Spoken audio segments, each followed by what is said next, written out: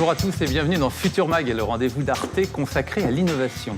Aujourd'hui, nous sommes en région parisienne, à l'INRIA, l'Institut national de la recherche en informatique et en automatique, sorte d'antichambre du futur.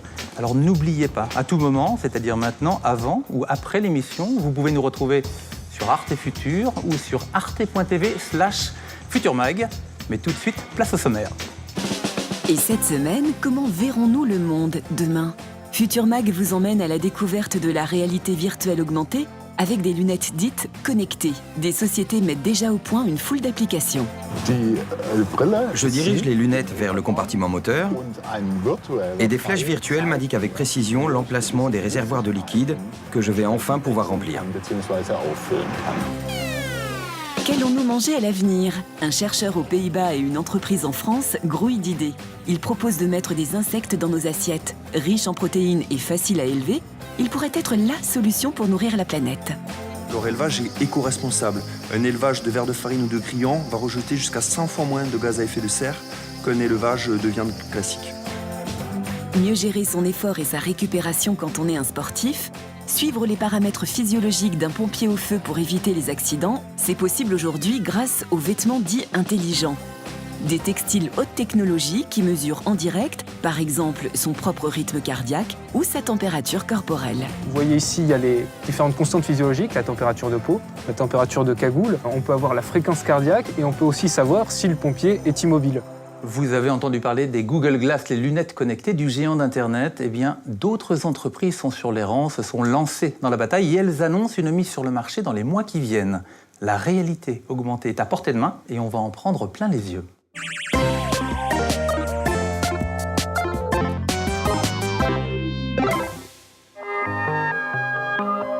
Identifier une personne grâce à la reconnaissance faciale, traduire et sous-titrer instantanément un film, reconnaître et localiser un monument historique, tout cela sera bientôt possible avec les lunettes connectées. Nous allons pouvoir interagir avec notre environnement et ajouter des informations à notre réalité. C'est ce qu'on appelle la réalité augmentée. Les lunettes connectées sont un concentré de technologie qui fonctionne assez simplement. Un microprojecteur diffuse des images sur un mini-écran. L'image se superpose à l'environnement. Toute la technologie est miniaturisée dans les branches de lunettes. Micro, écouteurs, caméra, gyroscope, GPS. Le contrôle des lunettes se fait par communication vocale ou tactile. Et elles sont connectées au smartphone par Wi-Fi ou Bluetooth. Le premier à se lancer dans l'aventure, c'est le géant de l'Internet, Google, avec ses Google Glass. Mais la firme américaine n'est pas la seule. La technologie, le design et l'ergonomie sont plus ou moins avancés. Mais d'autres marques comme Meta et Ion Glass se disent également prêtes pour 2014. Comme en France, à Rennes, où la start-up Optivent a créé ses propres lunettes intégrant un nouveau système de visualisation.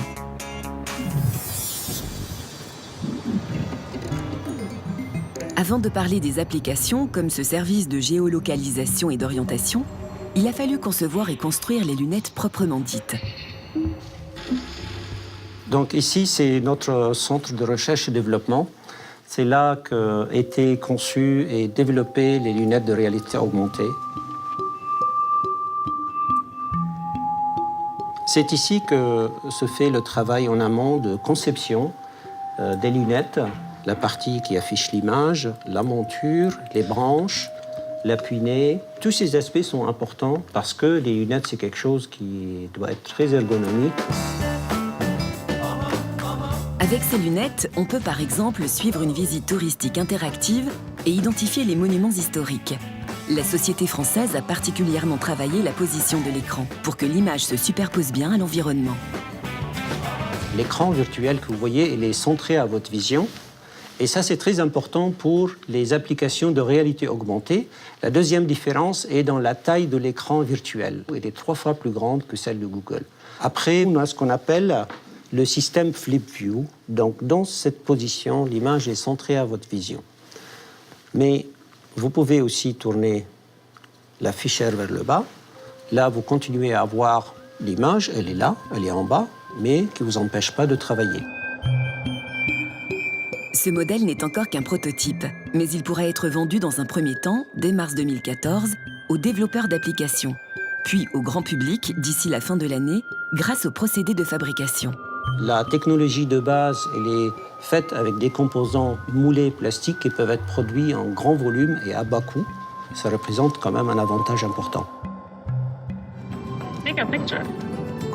Comme un prolongement de notre corps, les lunettes connectées réagissent, on l'a vu, au mouvement, au toucher et à la parole.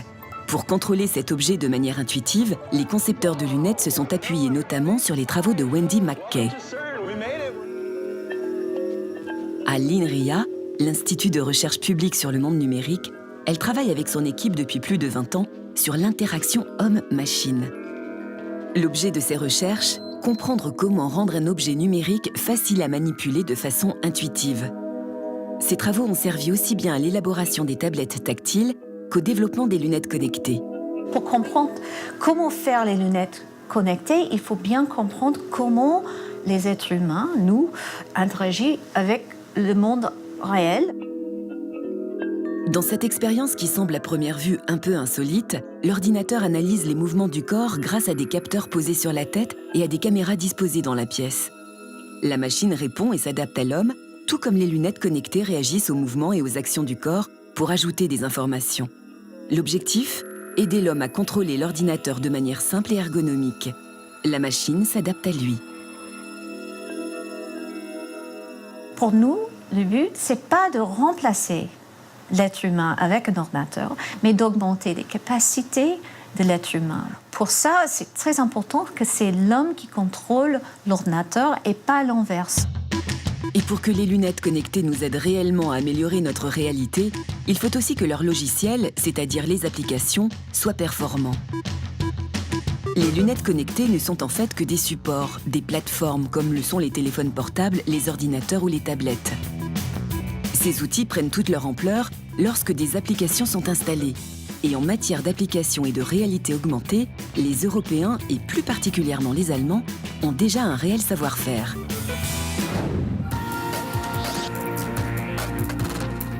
Dans cette start-up allemande à Munich, une centaine de personnes travaillent sur la création d'applications de réalité augmentée. Des lunettes connectées sont aujourd'hui un nouveau support pour développer leurs applications. Et forcément, au pays des constructeurs automobiles, l'entreprise a développé une application mode d'emploi pour réparer les moteurs de voitures avec les Google Glass. Le principe de la réalité augmentée est assez simple. Je dirige les lunettes vers le compartiment moteur et des flèches virtuelles m'indiquent avec précision l'emplacement des réservoirs de liquide que je vais enfin pouvoir remplir. À aucun moment je n'ai besoin de faire appel à mes mains. Je peux donc me déplacer à ma guise dans le compartiment moteur et interagir avec les objets en question.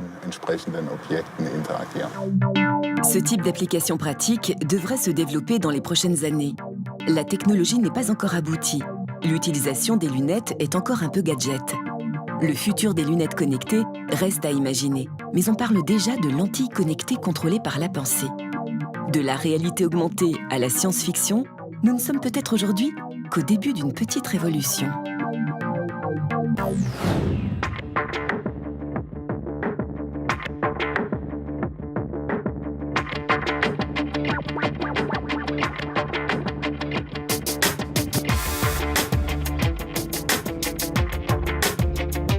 Je suis maintenant en compagnie de Wendy McKay. Bonjour. Bonjour. On vous a vu dans le reportage. Vous, votre travail, c'est la réalité augmentée depuis des années. Alors, est-ce que ces lunettes connectées, c'est une révolution ou un simple gadget? Pour moi, la révolution, c'est déjà les smartphones.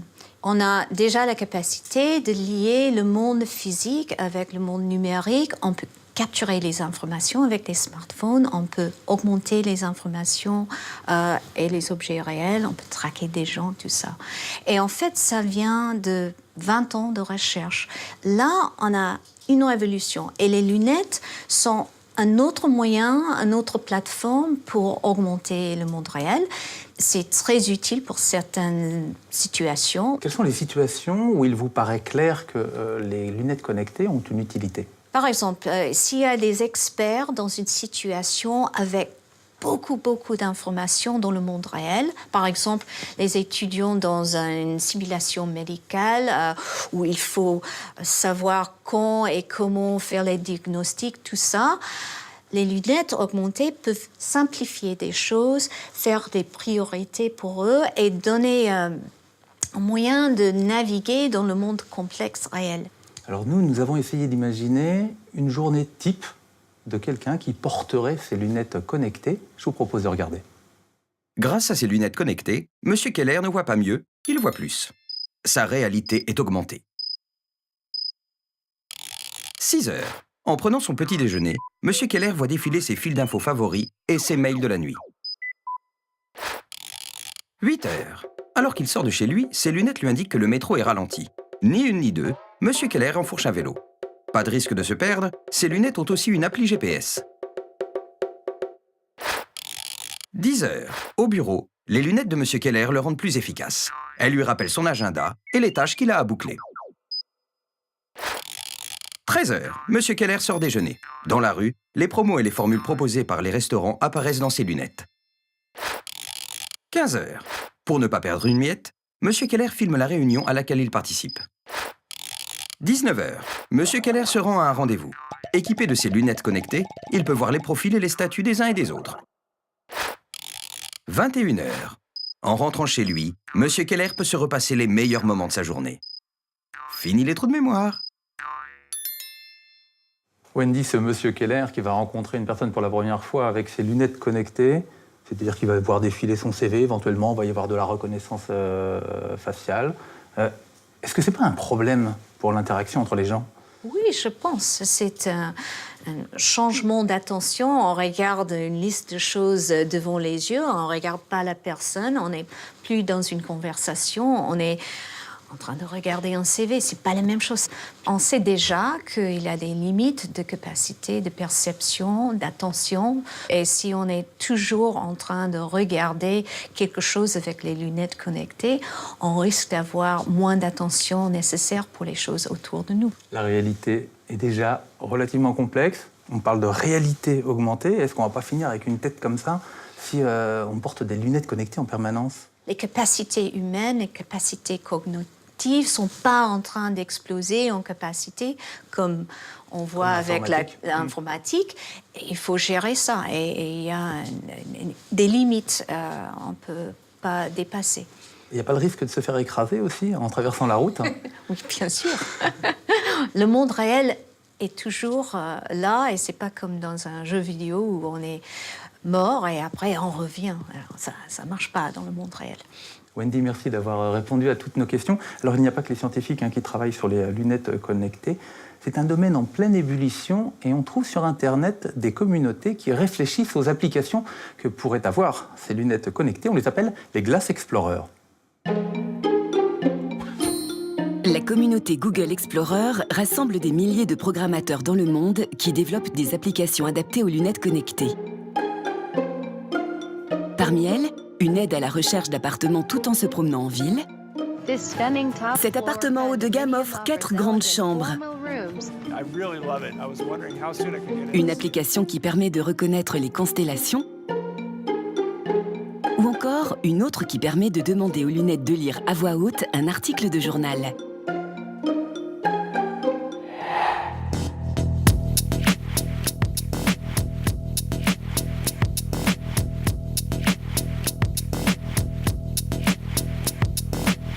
Grouillant, répugnant, rampant, a priori les insectes n'ont pas grand-chose d'appétissant. Il va peut-être falloir faire un effort car il est question de mettre des grillons, des sauterelles dans nos assiettes. Il s'agit de soulager la planète qui aura bientôt du mal à nourrir tout le monde. Regardez. D'ici à 2050, la demande mondiale de viande devrait augmenter de 73%. Une augmentation qui ne va pas sans poser de nombreux problèmes écologiques. La production de viande étant dévorante en ressources naturelles. En effet, produire 1 kg de viande consomme autant d'eau que les douches d'un individu pendant un an. Par ailleurs, la production de viande occupe aujourd'hui 70% des terres arables de la planète et génère d'importantes quantités de CO2. Remplacer la production de viande par celle des insectes permettrait de résoudre en partie ces problèmes. Un tiers de la population mondiale mange déjà des insectes. Pourquoi pas vous?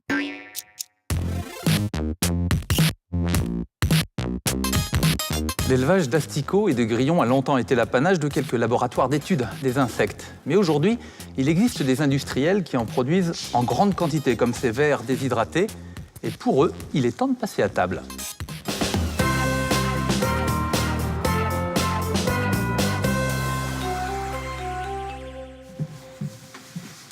Bonjour, vous voulez en savoir plus sur les insectes comestibles?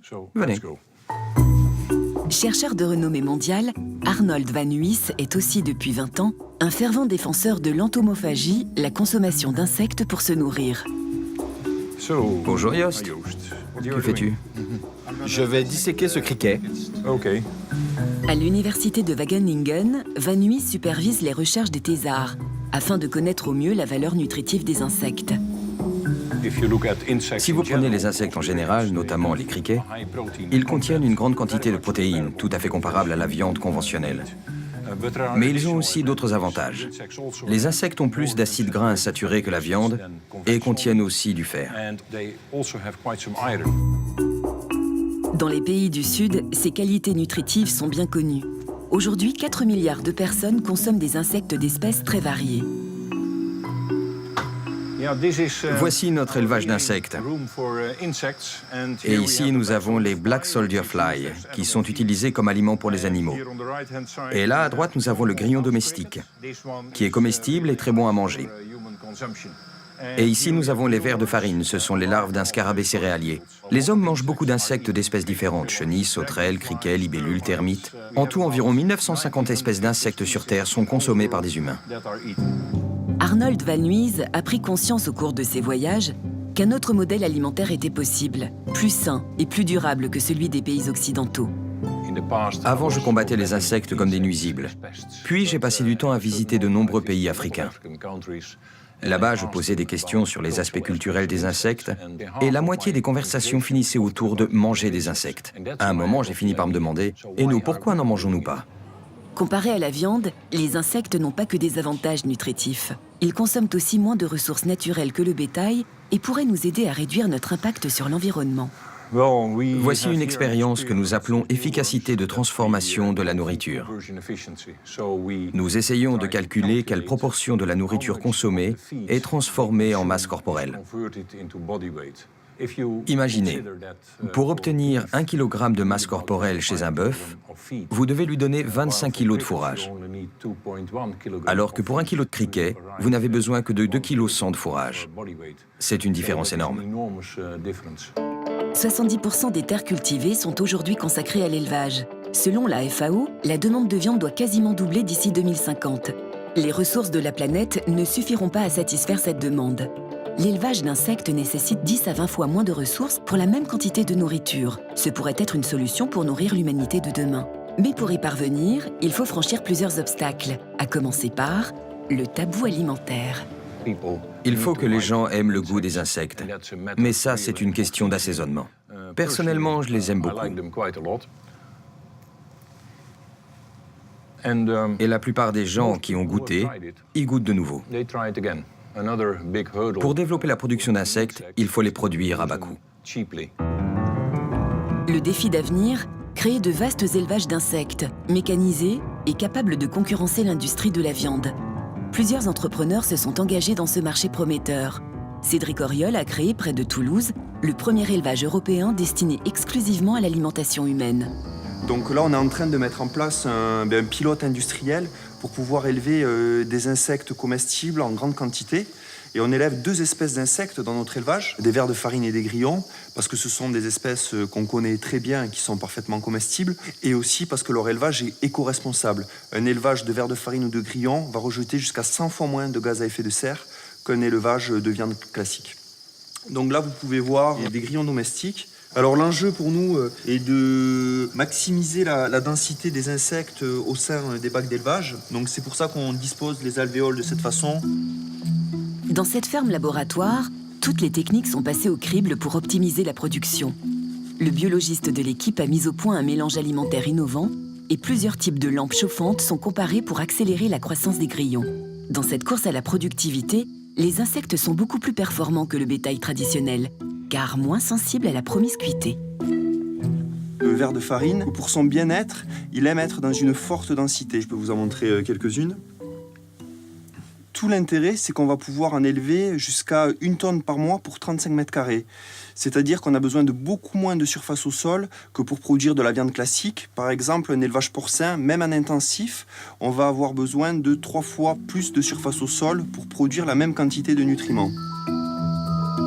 Arrivés à maturité, les vers de farine sont tués par ébouillantage, déshydratés, puis transportés vers une usine où ils sont broyés pour obtenir ceci.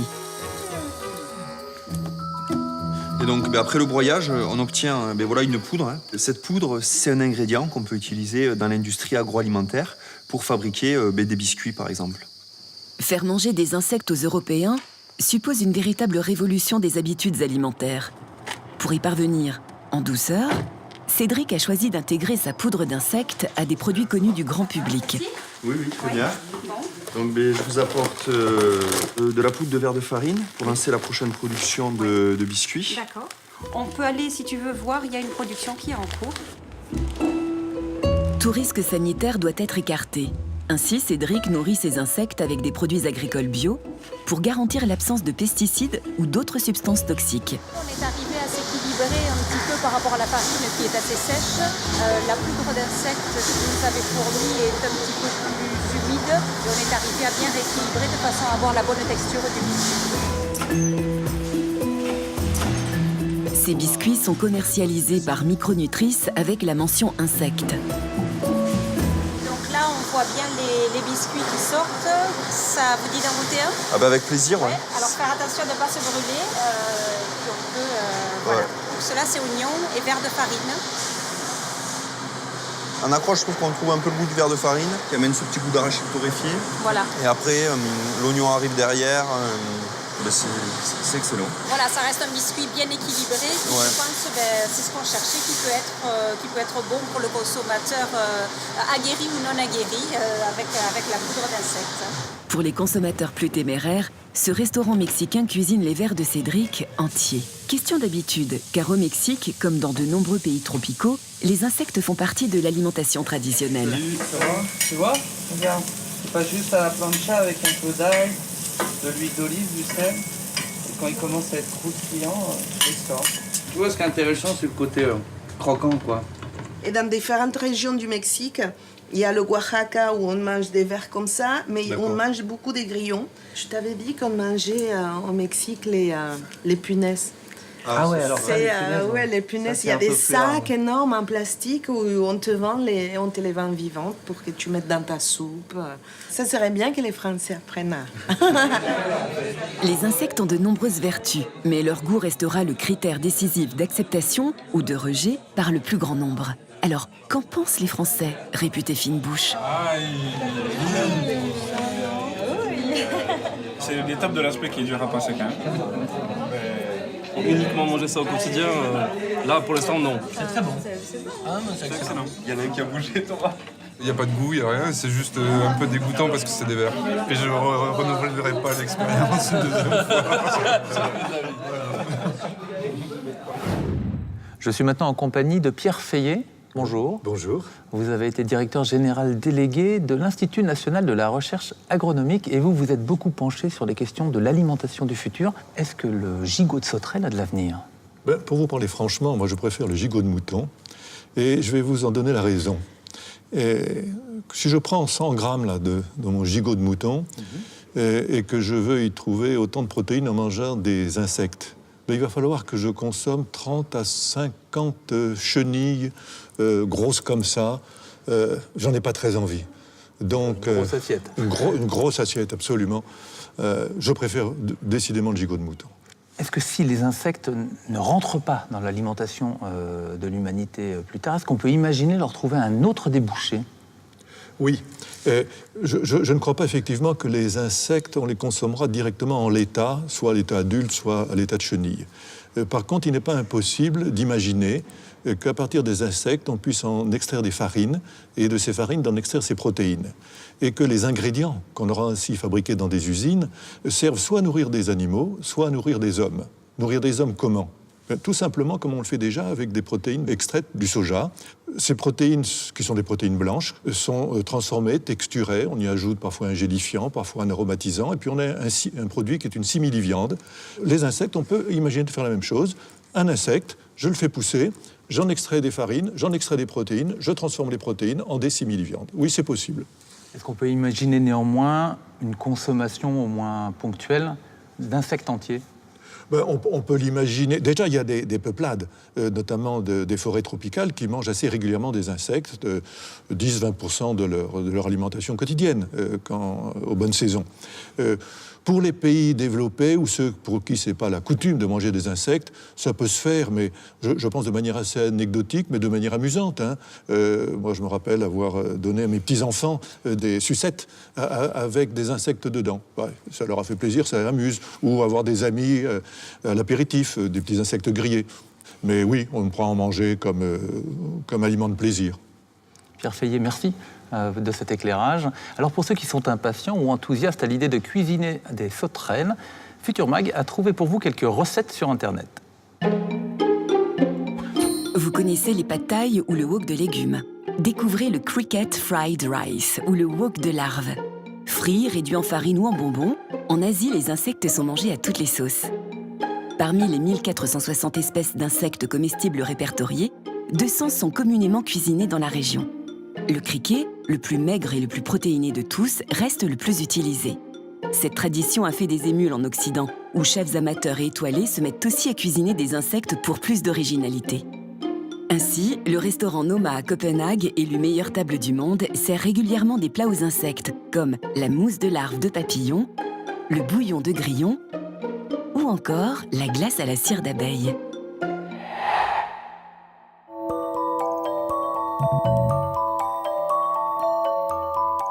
Puisque nous sortons de table, imaginez une seconde que ma veste m'informe en temps réel de la quantité de calories que je brûle ou que je viens d'ingurgiter. Une idée un peu folle. Pourtant, des scientifiques, et ils sont nombreux, travaillent sur les nouveaux vêtements, des textiles intelligents aux propriétés inédites. Regardez.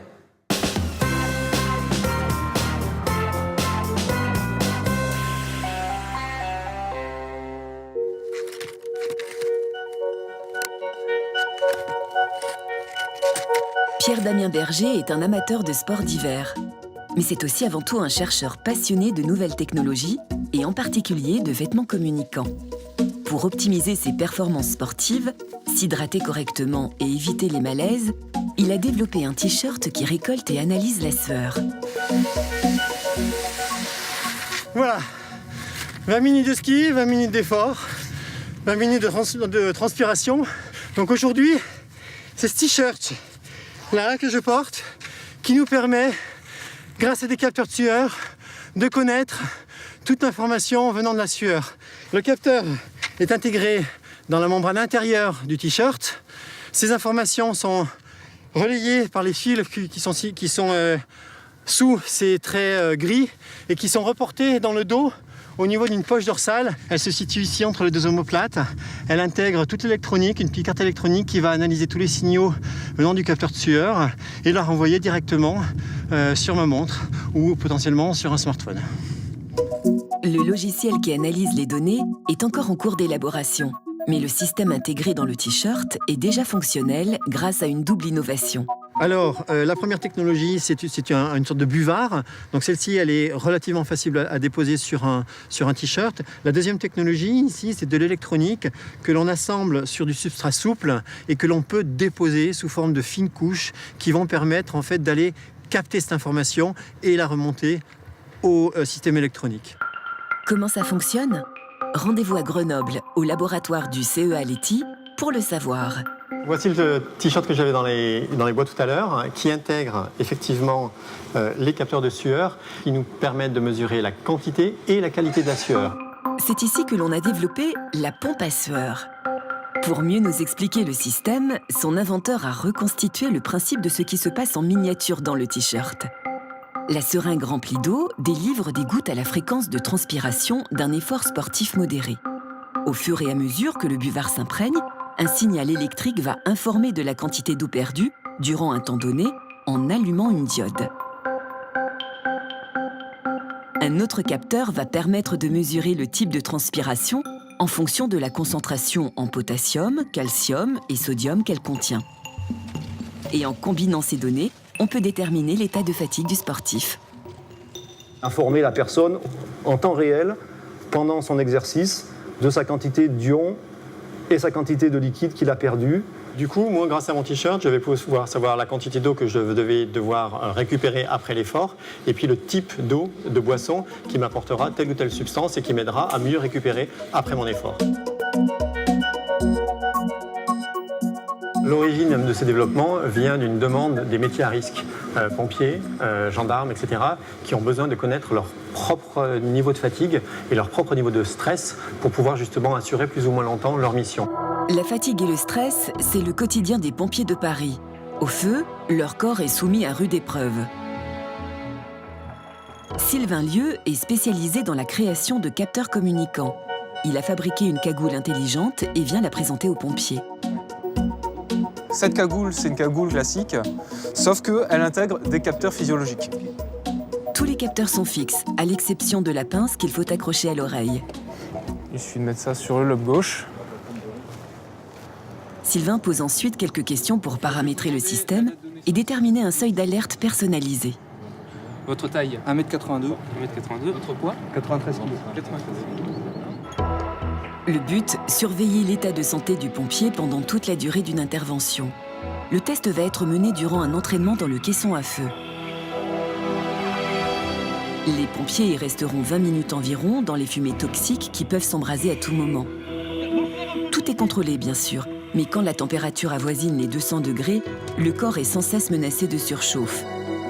À l'extérieur, chaque mouvement, chaque battement de cœur est enregistré, analysé et surtout interprété en temps réel par le logiciel. Ce que vous pouvez voir ici, déjà, c'est une base de réception. Elle permet de recueillir l'ensemble des données des sapeurs-pompiers. Ici, on a un sapeur-pompier, mais on peut avoir jusqu'à 8. Vous voyez ici, il y a les différentes constantes physiologiques, la température de peau, la température de cagoule. On peut avoir la fréquence cardiaque et on peut aussi savoir si le pompier est immobile. Dans le caisson, la température continue à augmenter. Au niveau du plafond, on a des pics à 400 degrés. Le logiciel indique que tout se passe bien. Concrètement, sur le terrain, comment on peut utiliser ce logiciel? Il est arrivé des cas où des pompiers ressortaient de leur intervention et ils avaient leur équipement qui était à moitié brûlé. C'est là où on peut lui dire de revenir avant même qu'il y ait un problème. À la moindre alerte, le curseur passe de vert à rouge. On voit ici, ils sont apparemment en zone verte, c'est-à-dire que les constantes physiologiques ne dépassent pas de seuil. Donc il y a vraiment un module intelligent qui est caché derrière ce logiciel. On ouvre enfin les portes. Les pompiers terminent d'éteindre l'incendie, puis chassent les dernières fumées toxiques à grand jet d'eau. On a vu que lorsque le caisson feu était fermé, il y avait vraiment une hausse de température qui était faite. Par contre, vous êtes resté à des températures normales. On a vu aussi qu'il y avait des palpitations plus hautes lorsqu'on augmentait la température. On n'a pas dépassé les seuils physiologiques. Notre aide à la décision a bien repéré que tout allait bien, que c'était bien une intervention gérée et contrôlée. Nous voici à Nîmes. C'est ici que Sylvain et l'équipe de Bodysense ont développé la cagoule intelligente. Sylvain s'est occupé du logiciel qui permet d'interpréter les données envoyées par la cagoule. Ce qui était très excitant dans ce projet, c'est qu'il y avait un rapport humain. Un rapport humain à la fois avec les sapeurs-pompiers, mais aussi avec les chercheurs en physiologie. Au départ, j'étais juste venu de l'informatique et finalement, j'en sais beaucoup plus sur le corps humain et maintenant, je peux dire qu'avec un logiciel, j'ai la possibilité de sauver des vies. Premier appareil caché dans la cagoule, la pince oxymétrique. Cette pince permet de connaître la fréquence cardiaque et le taux d'oxygène dans le sang. Elle envoie 2 signaux, rouge et infrarouge. Et on va t'équiper avec. Et on va pouvoir ensuite visionner sur le PC le signal. La pince oxymétrique capte 2 signaux vitaux, la fréquence cardiaque et le taux d'oxygène dans le sang. À chaque battement de cœur, le sang est envoyé dans les vaisseaux sanguins. La lumière rouge de la pince traverse le vaisseau. Le flux lumineux est interrompu par le passage du sang. La pince enregistre un signal, la pulsation cardiaque. Le signal infrarouge, en rose, réagit quant à lui au passage de l'oxygène transporté par les globules rouges. C'est ce signal qui permet de connaître la quantité d'oxygène dans le sang. C'est un capteur qui est déjà utilisé dans les hôpitaux, mais il est utilisé sur des appareils comme celui-ci, qui sont très volumineux et très lourds, et donc ne sont pas transportables. L'intérêt vraiment du projet, c'est de réaliser tout le traitement et tout le calcul dans un petit boîtier comme celui-ci. C'est le boîtier Apify, le cerveau de la cagoule. À l'intérieur de ce boîtier Apify, on va retrouver cette carte qui est composée d'un connecteur qui va nous permettre de connecter la nappe de capteur, un microprocesseur qui va réaliser le traitement et le calcul des informations, une puce GPS, un composant radiofréquence pour transmettre les informations, ainsi qu'un accéléromètre. L'accéléromètre est composé d'une plaque mobile qui se déplace entre deux plaques fixes. Ce système existe dans les 3 plans de l'espace. Cela permet de capter le mouvement du pompier. Après 20 secondes d'immobilité, l'accéléromètre envoie un signal de détresse. Enfin, la cagoule contient un capteur de chaleur qui mesure la température du pompier et celle de l'extérieur.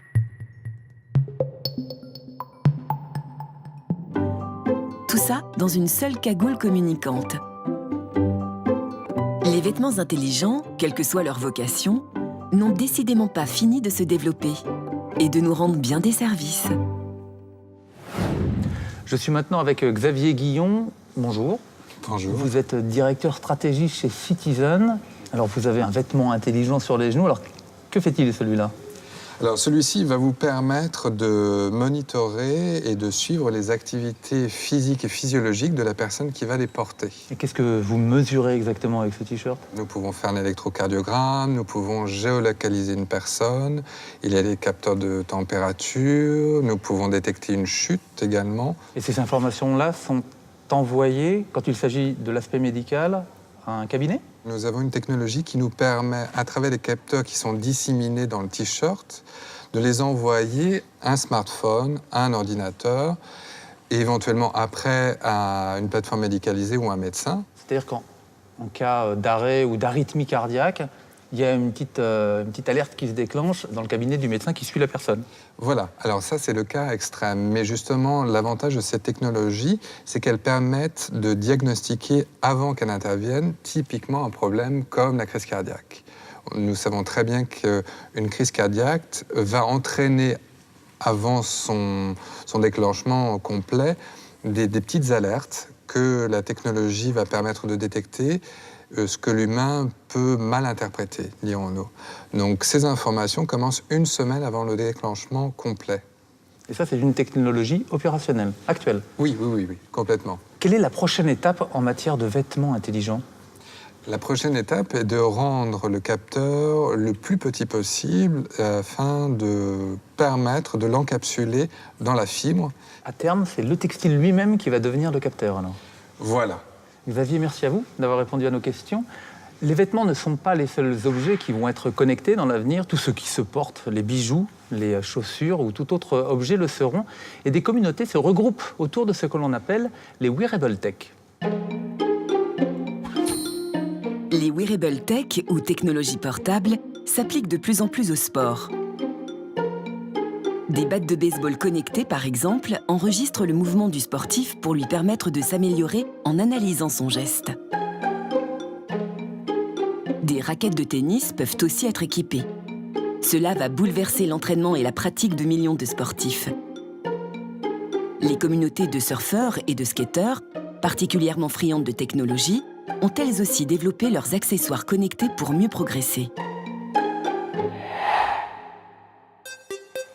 Nous arrivons maintenant au terme de l'émission, mais n'attendez pas une semaine avant de nous retrouver. Connectez-vous sur Arte Futur et sur arte.tv/futurmag. De nombreux contenus inédits vous y attendent. Salut und bis bald.